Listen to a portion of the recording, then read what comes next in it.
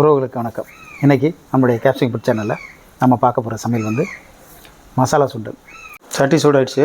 நம்ம இப்போ எண்ணெயை ஊற்றிக்கலாம். வெங்காயத்தை போட்டுக்கலாம். இந்த நேரத்தில் தக்காளி போட்டுக்கலாம். கருவேப்பிலையும் கொஞ்சம் போட்டுக்கலாம். பட்டை மிளகாய் இப்போ போட்டிருக்கேன் நான். ஒரு 2 ஸ்பூனு இஞ்சி பூண்டு பேஸ்ட்டு போட்டுக்கலாம். மிளகாத்தூள் போட்டுக்கலாம். கரம் மசாலா, மல்லித்தூள் 1 ஸ்பூனு. இப்போ நம்ம தண்ணி ஊற்றிக்கலாம்.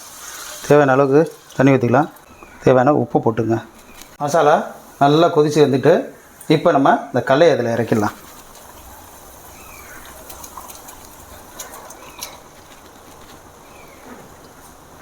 இந்த கசூரி மேத்தியை நல்லா இப்படி கசக்கி இதில் போட்டுடலாம்.